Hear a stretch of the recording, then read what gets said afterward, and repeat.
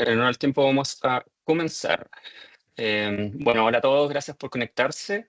Hoy vamos a revisar este artículo publicado en el JAMA recientemente, esto fue en abril de este año, por parte de estos investigadores, Annika Eid del Departamento de Anestesiología del Montefiore Medical Center en Nueva York y Felix Borngeiser de la Clínica Universitaria en Oldenburg, en Alemania, en el que desarrollaron y validaron un modelo para predecir la transfusión de sangre intraoperatorio, el Transfuse, o de Transfusion Forecast Utility for Surgical Events.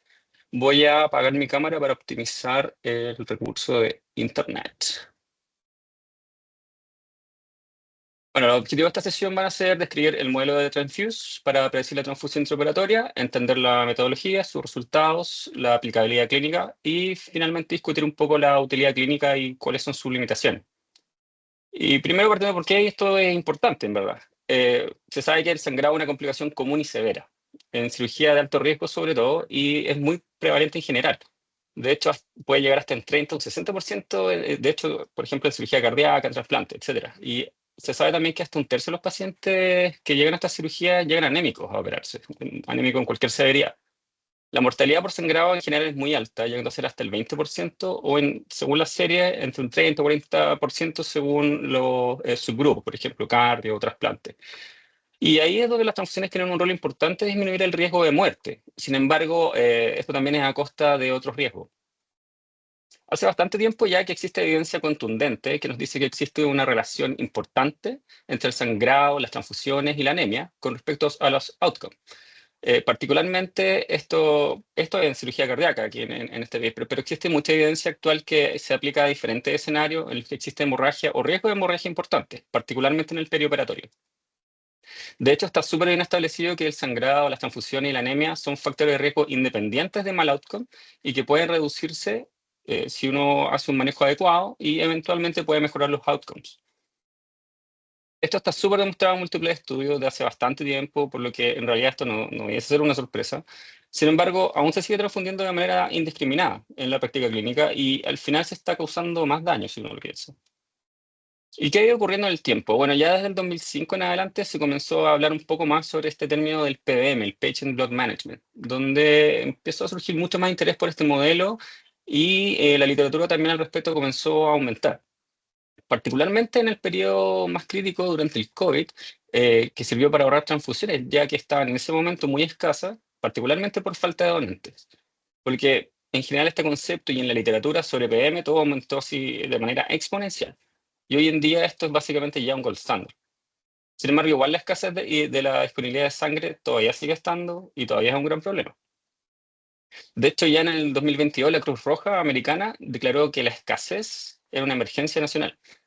Y se sabe hoy en día que la sangre es un recurso escaso y costoso en todos sus procesos, de hecho, y la cirugía en particular consume una gran parte del stock de los glóbulos rojos, con un alto costo y también con un desperdicio cuando las unidades, por ejemplo, se reservan y no se transfunden.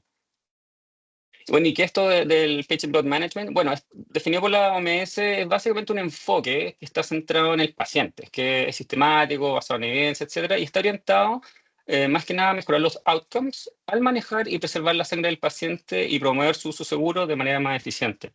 ¿Ya?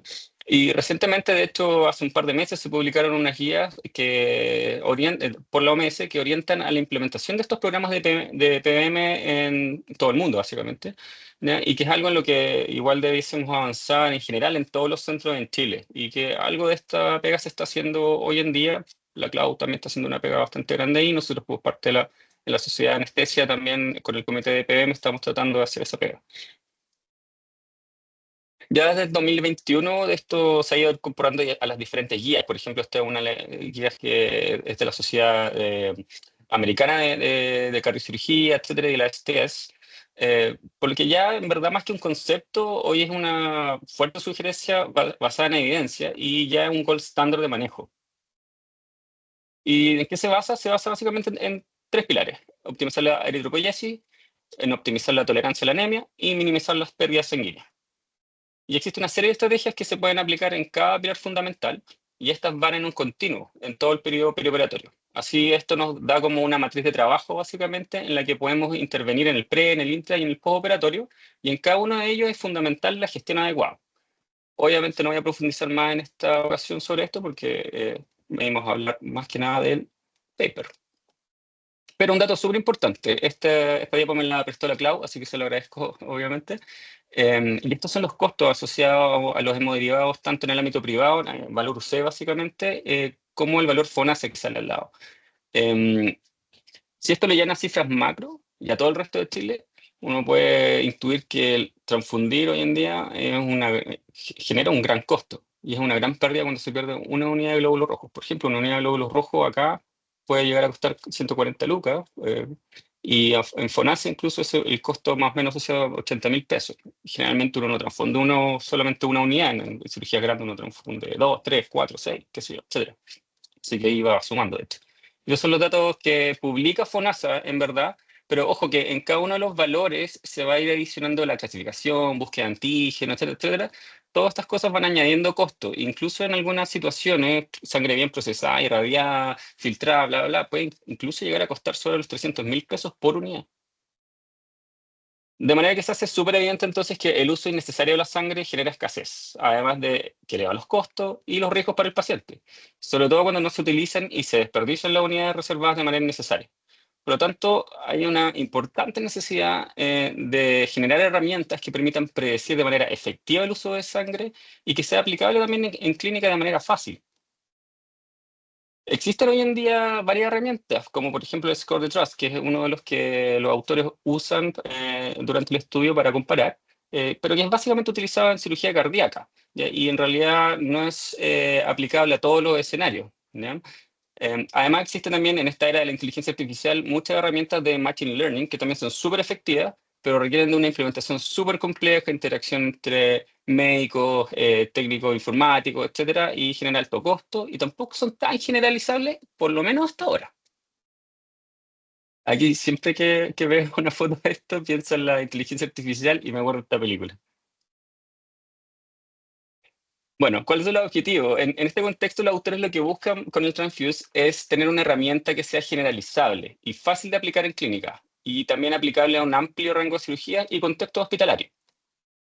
Con esto, básicamente, sus objetivos son desarrollar y validar un modelo clínico para predecir transfusión de glóbulos rojos intraoperatorios, optimizar con esto las decisiones preoperatorias en los centros con y sin infraestructura informática avanzada, por ejemplo, para implementar Machine Learning, y con esto, idealmente, reducir el desperdicio de sangre y mejorar la eficiencia del patient blood management. ¿Y cómo fue este diseño? Bueno, este es un estudio retrospectivo multicéntrico que se realizó en dos redes hospitalarias académicas en Estados Unidos, uno en el Montefiore Medical Center y en el Beth Israel, el Deaconess, en Boston. Y se utilizan tres cohortes, una para desarrollar el modelo, otra para hacer una validación interna del modelo y otra para hacer una validación externa del modelo. Todos los datos fueron recolectados retrospectivamente, desidentificados, cumpliendo todas las normas, TRIPO, TIERS y normas de confidencialidad, etcétera, ¿ya? Y básicamente los criterios de inclusión fueron estos. Todos los pacientes de 18 más años que van a cirugía y se excluyeron a todos los pacientes hasta 6 o que no hubiesen datos completos. Los cortes fueron en el MMC entre el 2016 y el 2021 para el corte de desarrollo del modelo. Luego, para la validación interna en el mismo hospital entre el 2021 y el 2023. Y en el Deaconess para la validación externa entre el 2008 y el 2022. El outcome primario básicamente fue la transfusión intraoperatoria de al menos una unidad de glóbulos rojos. En esto no se incluyó transfusión autóloga como outcome. Ojo con eso. Los predictores potenciales se fueron seleccionando primero según la literatura y la plausibilidad clínica, cosas que son como obvias que se pueden medir, incluyendo características demográficas, comorbilidades, tipo, duración de cirugía, etcétera, ¿ya? Y para explorar incluso aún más allá las diferencias en las transfusiones, lo que se evaluó también fue el uso de vasopresores según la severidad de anemia. Un tema que es súper importante en la literatura y que hoy en día está tomando harto vuelo. Y vamos a ver por qué. ¿Cómo fue el desarrollo del score y su validación? Bueno, lo que se hizo fue una regresión logística con selección hacia atrás, paso a paso, un backward stepwise regression. Eh, ya voy a explicar un poquito más qué es esto. Para identificar los predictores y evitar el sobreajuste. Y básicamente se ponderó luego cada predictor según su coeficiente beta. Luego, la performance del Delfus fue evaluada con C-Statistics o área bajo la curva y se utilizó Youden Index para determinar los cortes óptimos entre alto y bajo riesgo. Luego, esto fue validado de manera interna y externamente en cohortes independientes y comparado con el Trust Score, como había mencionado, y los modelos de Machine Learning, que fueron al menos 3 modelos con los cuales se compararon. Y se midieron métricas de rendimiento, valor predictivo positivo, negativo, sensibilidad, especificidad y también el Brier Score. La performance también fue evaluada entre subgrupos de diferentes cirugías, como cardíaca, trasplante, cáncer, gastro, etcétera, todas conocidas de alto riesgo de sangrado. Y además se evaluó la performance en predecir transfusión masiva, definida como la transfusión de 3 o de 10 glóbulos rojos. También para confirmar que el score es bien robusto, se evaluó el valor predictivo también en transfusión de plasma, que también es más o menos la misma definición, al menos una unidad de plasma transfundida.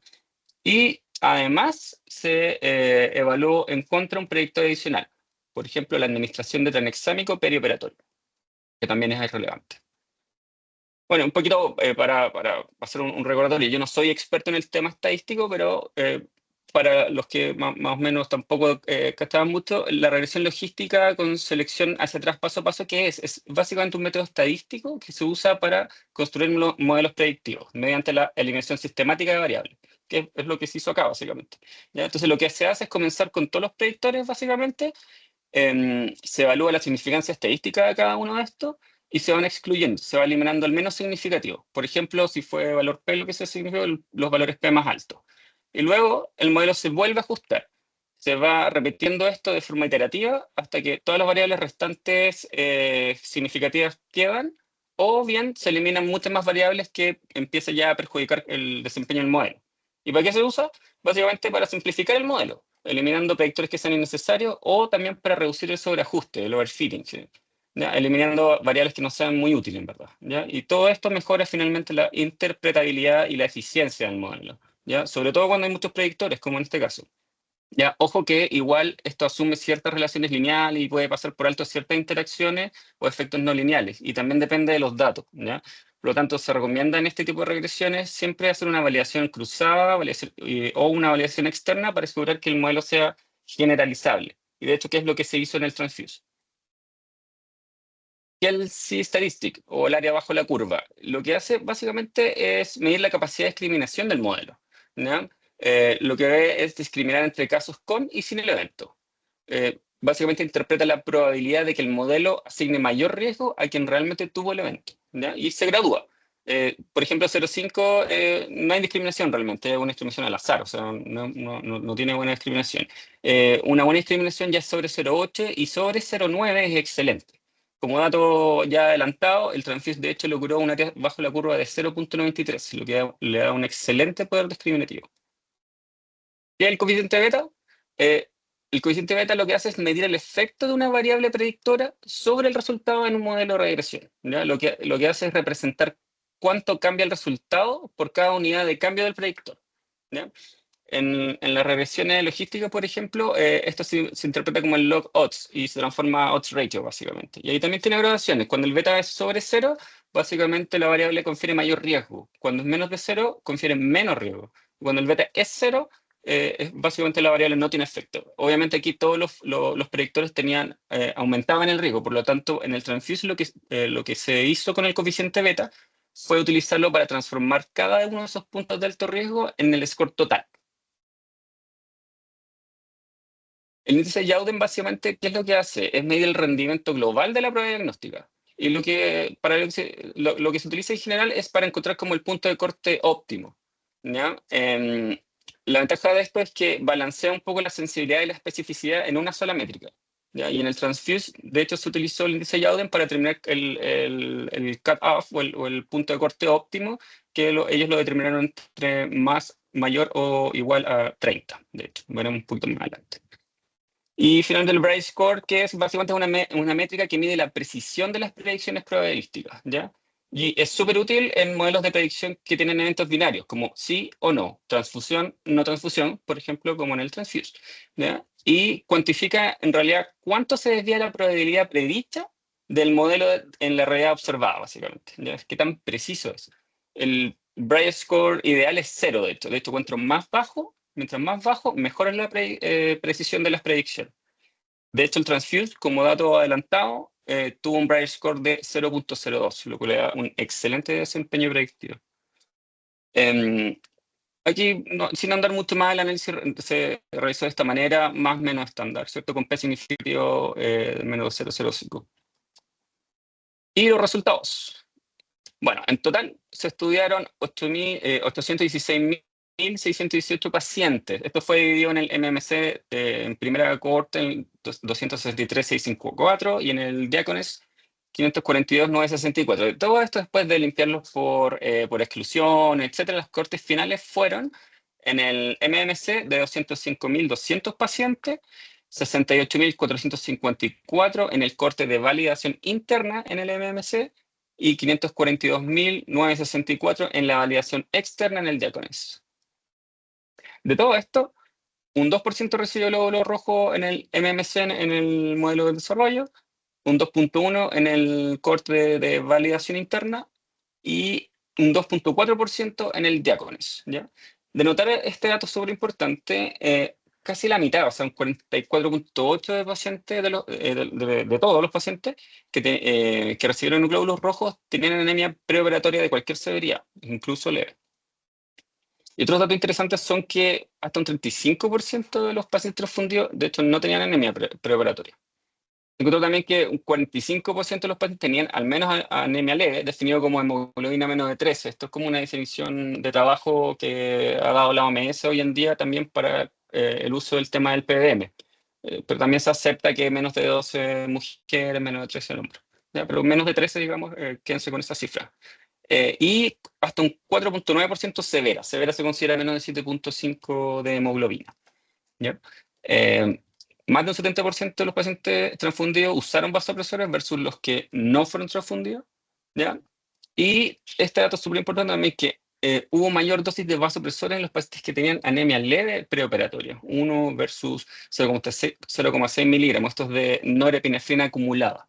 ¿Ya? Y esto podría estar en relación a cierta conducta de transfundir de manera muy restrictiva versus liberal, que hoy en día se ha ido acumulando evidencia en diferentes settings, que la transfusión liberal podría tener mejores outcomes en ciertos subgrupos, por ejemplo, como en cardio, como demuestra el estudio MINT y posterior metaanálisis, y también el reciente trial del Sahara, que demuestra menor mortalidad en pacientes con hemorragia subaracnoidea, y que son datos a tener en consideración, ya que podría esto empezar a cambiar los targets transfusionales en el futuro. Finalmente, para el desarrollo del score, en el modelo final se identificaron 24 predictores retenidos de los 30 candidatos, y esto incluían tipo cirugía, ASA, sobredosis, comorbilidades, algunas cosas de laboratorio y condiciones comorbilidades previas, etc. El puntaje fue de 0,62, el máximo fue de 62, y el riesgo de transfusión entre estos puntajes fue del 0,003% hasta el máximo puntaje, que es 96.5% de probabilidad de transfundirse. De notar que la anemia severa fue el que recibió el mayor peso. De hecho, se le asigna 16 puntos si uno tiene hemoglobina de 7.5 o menos. Y aquí están resumidos básicamente todos los predictores que dan riesgo y sus ponderaciones, ¿ya? En el Transfuse, recordemos que los coeficientes beta fueron los que se transformaron en puntos para el score total, de 0 a 62 máximo. Y algunos puntos destacables, bueno, ya mencioné la anemia, ¿cierto? Especialmente la severa, pero también la cirugía no electiva, en el fondo, cirugía de urgencia, entre comillas, cirugía en SEC, cirugía ginecológica, también la complejidad de la cirugía y la duración de la cirugía de 120 minutos o más, ¿ya? Todas estas variables están disponibles antes de la cirugía, de hecho. Entonces, es súper importante. El Transfuse, como les había comentado, utilizó el índice de Youden para determinar el mejor punto de corte, y ellos determinaron que sobre 30 era el umbral óptimo donde aumenta de manera significativa el riesgo de recibir al menos un glóbulo rojo. Y esto se va incrementando en la medida que se van agregando más factores. Bueno, y con respecto a la performance del modelo, fue excelente. De hecho, el área bajo de la curva en el grupo de desarrollo fue de 0,93, en la validación interna fue de 0,92 y la validación externa fue de 0,9, con un Bright Score de 0,02, lo cual es excelente. Esas son las sensibilidades, especificidad, el valor predictivo negativo y positivo, ¿ya?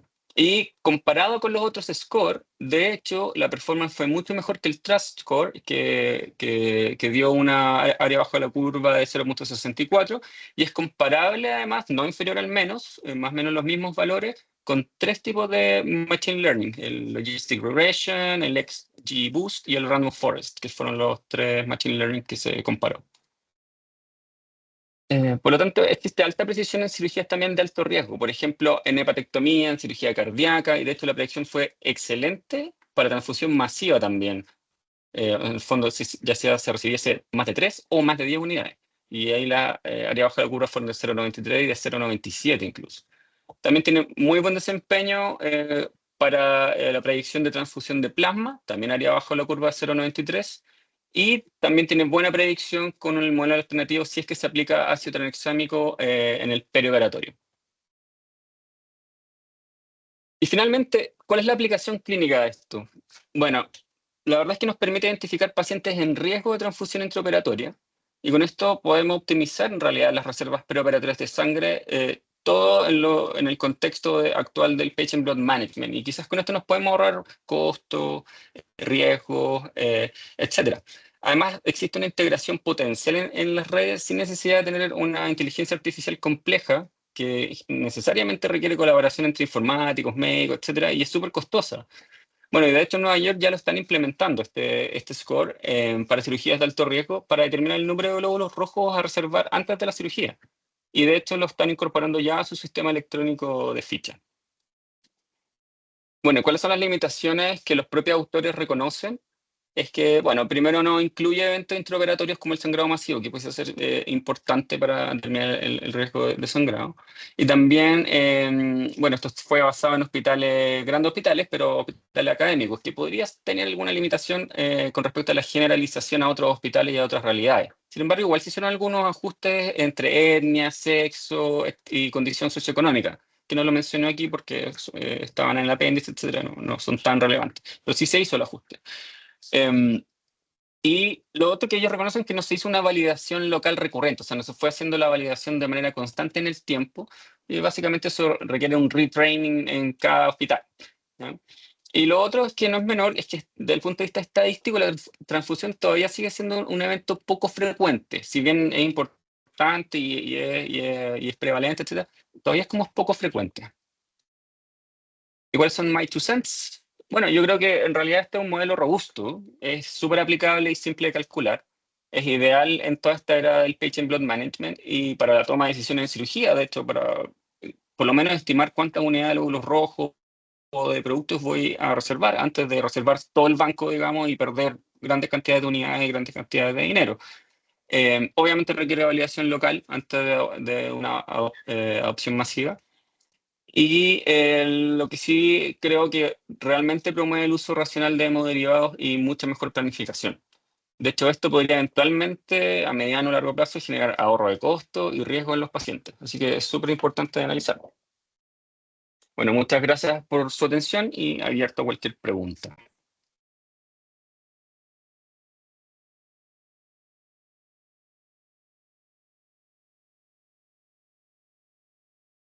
Oye, Mate, muchas gracias. Buenísimo el resumen y está bueno el trabajo.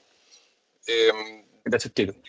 yo quería hacer dos comentarios. Uno es con Claro. respecto a los argumentos con que parte el artículo y que dice que cuando tú reservas unidades y no se usan, se pierden. Bueno, ese es el primer comentario. Nosotros, por lo menos en la Católica, llegamos al acuerdo con el Banco Sangre de que si es que tú reservabas unidades y las tenías ahí en pabellón y no las usas y quedaron apropiadamente refrigeradas en sus coolers y todo lo demás, pueden ser devueltas. Así que eso no es un cobro para el paciente.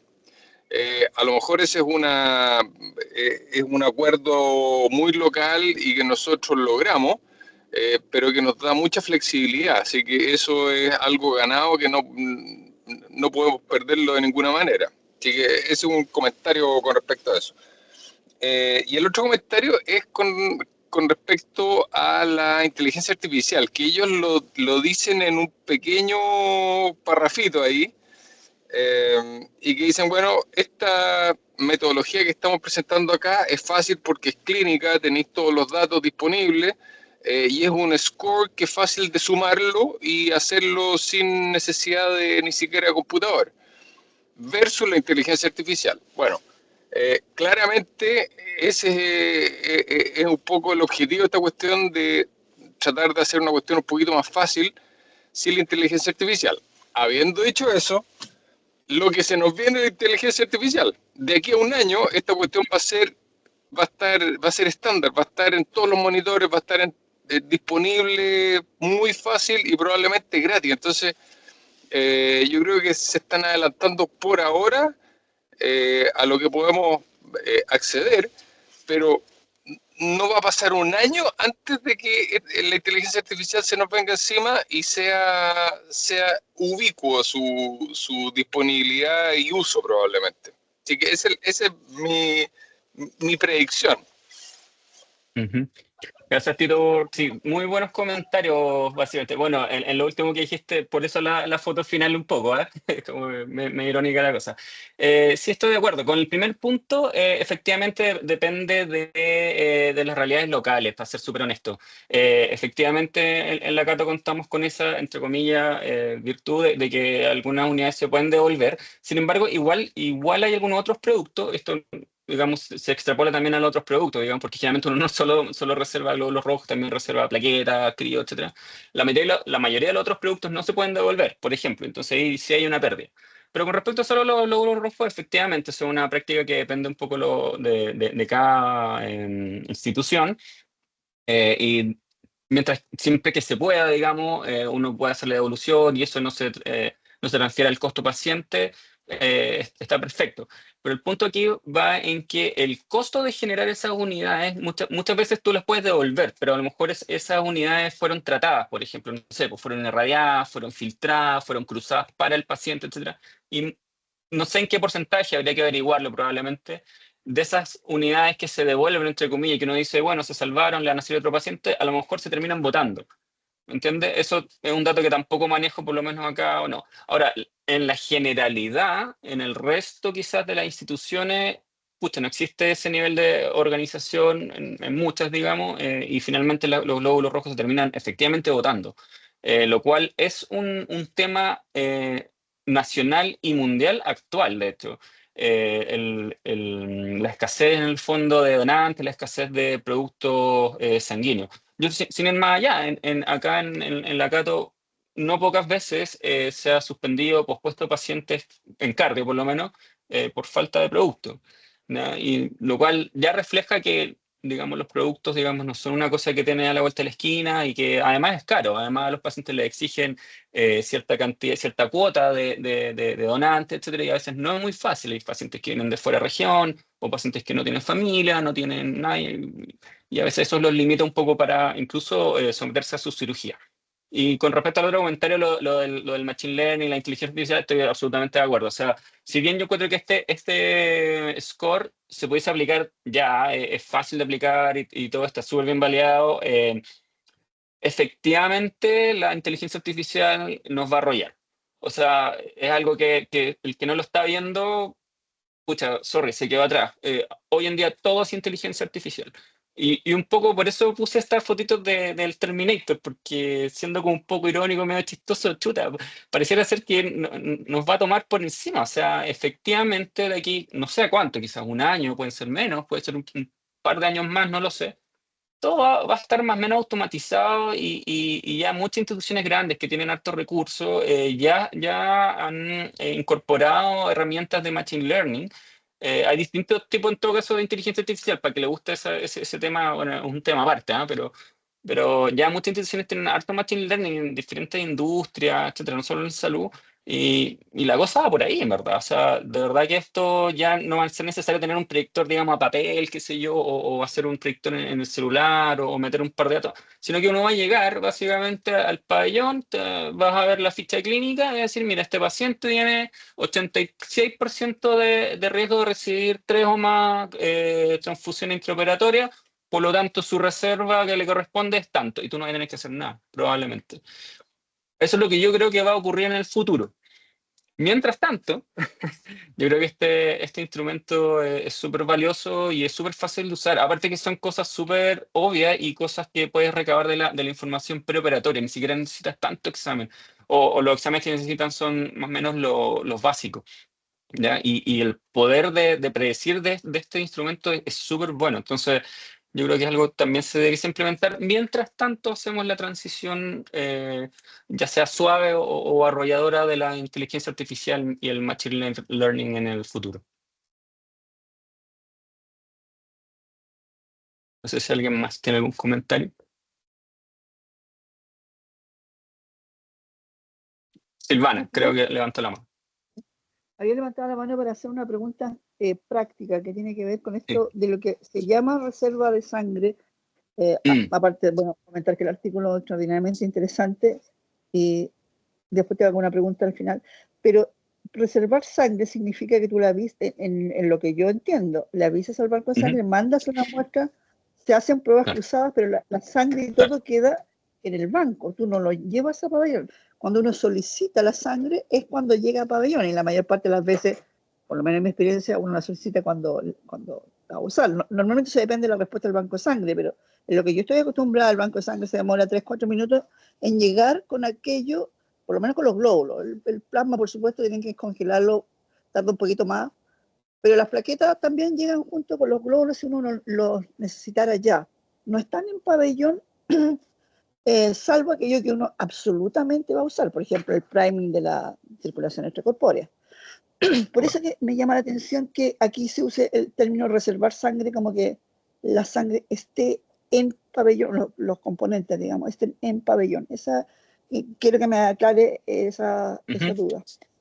Y lo segundo, yo todo lo que mostraste, digamos, no lo agarré bien al principio, pero de lo que me queda es que el predictor anemia preparatoria es el más potente predictor de transfusión, ¿cierto?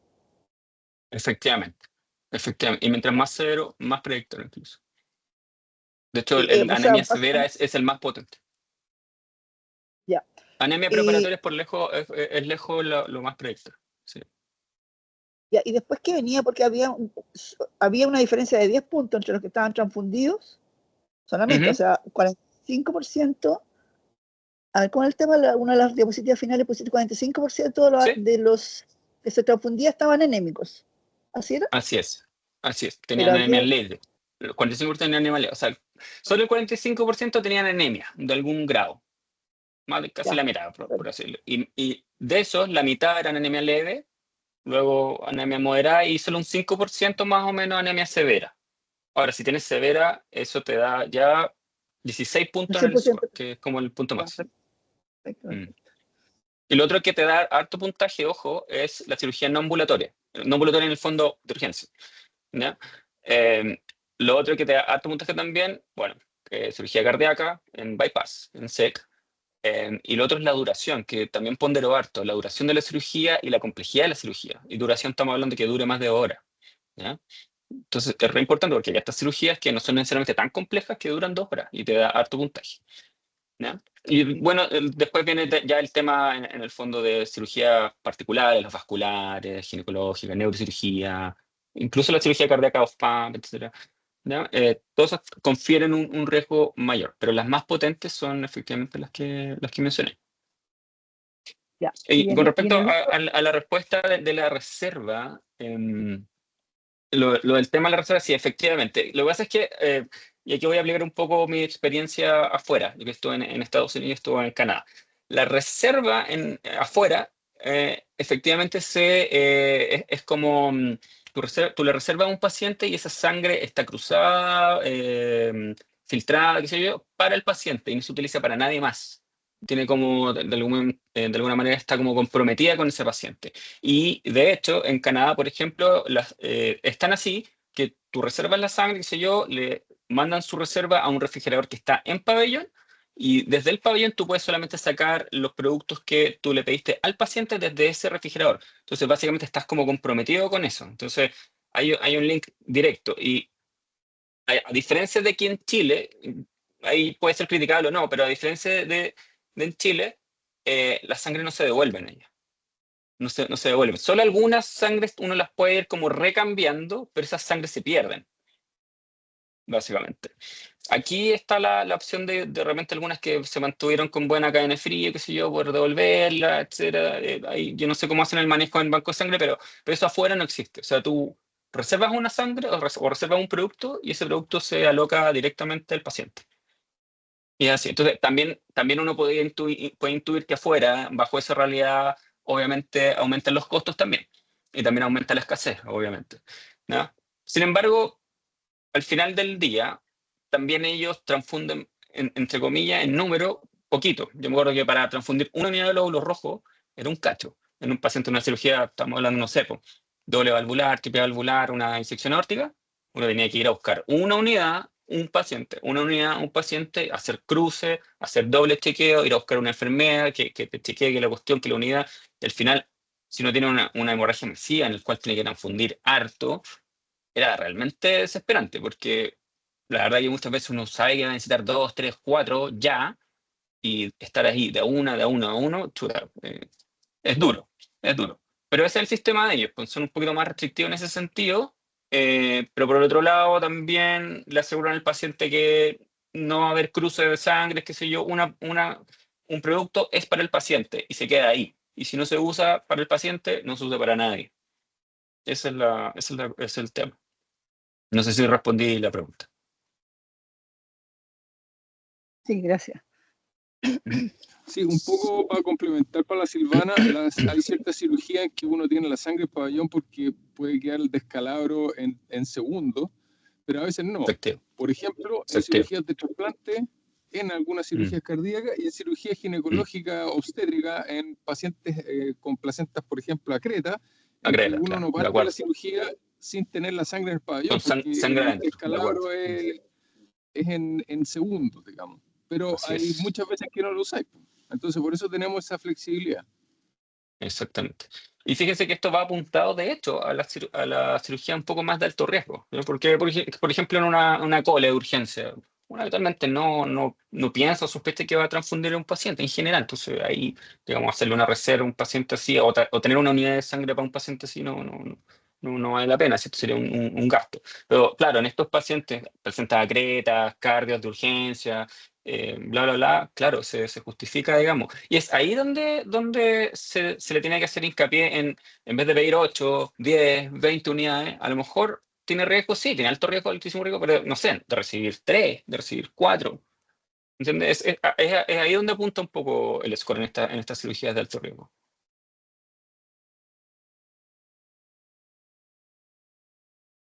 ¿Alguien más quiere comentar? Sí, yo tengo otra pregunta, Matías. ¿Sí? El tema, mencionaste el tema del score de uso de vasoconstrictores. No alcancé a Sí, escuchar bien cómo se aplicaba y se interpretaba. sí. Sí, es un score básicamente acumulativo de vasopresores, que incluye la vasopresina, es el VAS score, el típico que se usa para todo, pero que es básicamente la cantidad de norepinefrina utilizada en total, sumada a la cantidad de no sé, vasopresina o de las drogas que se vayan utilizando, con un coeficiente ponderado por cada droga. Y ese es como el score. Está en todo caso en el apéndice, no es algo muy... Pero se utiliza así porque es difícil, si no, cuantificar, digamos, que alguien que estuvo en una infusión de, no sé, pues 0,05 gamma kilominutos por, no sé, por 3 horas versus el otro. Es diferente cuantificar eso a cuantificar las cantidades totales que se utilizaron de droga vasoactiva en los pacientes. Entonces, se mide así, básicamente, como en cantidad total del vasopresor. Y es un score que No, no, básicamente se utiliza. mi pregunta iba al impacto y las Mm. transfusiones, perdona, no Ah, me sí, sí, expliqué bien. sí. Sí, sí, efectivamente. Lo que vieron ellos es que en general en los pacientes que tenían anemia leve previa, preoperatoria, se tendió a utilizar más vasopresores en esos pacientes versus los pacientes que no, digamos. Que ya sea que no tenían anemia o que tenían anemia más severa, etcétera. Y eso puede estar un poco en el contexto de que hoy en día, bueno, sabemos que el Goal Director nos dicta que existen targets transfusionales, bla, bla, bla, etcétera, y algunos, la mayoría, hasta ahora utilizan, y bien justificado con la evidencia, se utiliza, ¿cómo se llama? Transfusión restrictiva, básicamente, Pero también ha existido en el último tiempo, y yo diría en los últimos 5 años, harta literatura que ha puesto un poco en duda esta transfusión restrictiva, particularmente en algunos subgrupos, en los subgrupos de alto riesgo, que son cardiocirugía básicamente, trasplante, etcétera. Y también, por ejemplo, en pacientes con hemorragia subaracnoidea, en los cuales la transfusión liberal, o sea, más allá del target restrictivo de 7,5 o de 7 de hemoglobina o de 8 en cardio, qué sé yo, sino que transfundirlos con más hemoglobina para llevarlos a un target incluso más elevado, por ejemplo, PERI-10, ha demostrado incluso en algunos subgrupos disminución de la mortalidad. De hecho, eso lo demostró el último estudio, el Sahara, que estudió pacientes con hemorragia subaracnoidea, y el MINT, que estudió pacientes con cardiopatía coronaria que eran transfundidos con una estrategia liberal. Entonces, esa diferencia de más droga en pacientes con anemia leve podría deberse, por ejemplo, a que, ok, tenemos anemia leve, no nos dan los targets, estamos utilizando una estrategia restrictiva, por lo tanto, el paciente como que necesita apoyo hemodinámico, algo más que se hace, se les da volumen, se le da y se transfunde. ¿Entienden? Cambian los restrictivos, en vez de transfundirlo, lo que se hace es aumentar las drogas, aumentar las drogas, aumentar las drogas, aumentar las drogas, etcétera. A diferencia de los que, por ejemplo, me llegan con anemia severa, hemoglobina 7,5, porque esos a la primera uno los transfunde en general. Entonces, se vio que en ese subgrupo de anemia leve, los que uno podría suponer que se está utilizando una estrategia restrictiva, obviamente aumentó más el uso de vasopresores versus que los otros grupos. Es un poco eso. Ya, acá. Sí, es que era para ¿Sí? engancharlo con un trabajo que estoy revisando yo. Súper. Ah, perfecto. Bueno, ahí lo podemos conversar, sí. De hecho, también voy a hacer una revisión al respecto de eso para el próximo congreso, del tema de las transfusiones liberales, así que si queréis lo conversamos. Ya. Y del análisis, y de todas las herramientas estadísticas que usaste, que se usaron, perdón, en el trabajo de ti, ¿te parece que así como están, por ejemplo, este análisis multivariado, ¿cómo era el nombre? Análisis de De, de- multivariancia.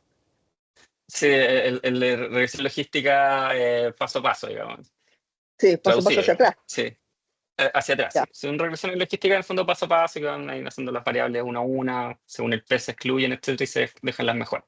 Es lo que hay que hacer, básicamente, desde el Perdón, punto de vista estadístico, si uno quiere desarrollar un modelo, esa es la forma, haciendo ese tipo de regresiones y esas sometiéndolas a validación interna y externa, que es lo que se hizo, básicamente. Entonces, desde el punto de vista estadístico, la verdad es que es bien potente. Y de hecho, demostró con todos los índices que tiene un poder discriminatorio bien alto. De hecho, excelente. pero Matías, pero la pregunta es, ¿la misma regresión logística que conocemos o el hecho porque que da al final un odds ratio o era una Ujú. herramienta distinta? Lo que no me quedó claro. No, no, no una herramienta distinta. Lo que pasa es que básicamente ellos se basaron en datos, como son estudios retrospectivos, son datos que tienen que primero ponerse de acuerdo qué variables vamos a evaluar. Y de esas variables, básicamente entonces voy a ir a mirar las fichas, voy a ir a escarbar y voy a ver cuáles de estas son realmente buenas y realmente tienen un poder predictivo.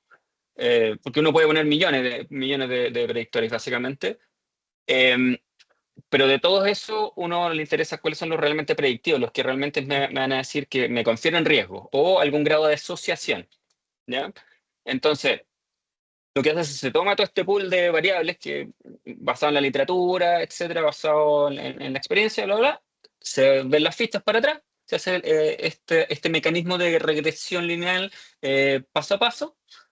Em, Básicamente se filtra un poco todas estas variables, se dejan las mejores, las más ajustadas, y estas, según sus coeficientes beta, se gradúan en cuanto gradúan el score, básicamente. ¿Qué score dejan? Si beta más grande, o sea, más riesgo, eh, me da un puntaje X y así se va graduando. Y ese pool ya graduado y ya un poco esquematizado, se valida, se contravalida, primero se le encuentra un punto de corte, digamos, y eso es lo que hace el índice de Youden, y luego esto se valida de manera interna, de manera externa, y se compara con otros modelos, ¿ya? Y se comparó ahí con el score, con otro score que se utiliza en cirugía cardíaca y con Machine Learning, básicamente. Y esa ya es la medición de la performance de ese modelo. Entonces, una parte es cómo se recaba el modelo, cómo se crea el modelo, y la otra es cómo se compara el modelo, y cómo se ve cuál es su performance real. Y desde el punto de vista estadístico, eso es como lo que se debiese hacer y se hizo bastante bien.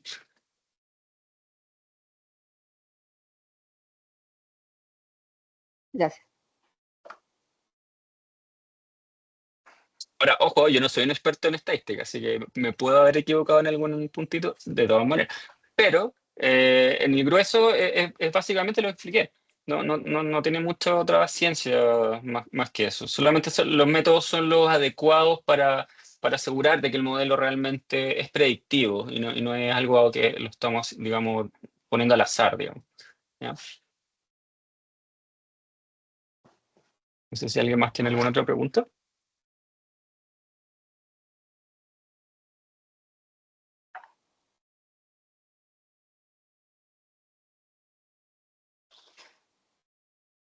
Creo que ya es hora de irse Ya, a creo que estamos, sí. trabajar. Son Muchas gracias, 10 para las Matías. 8.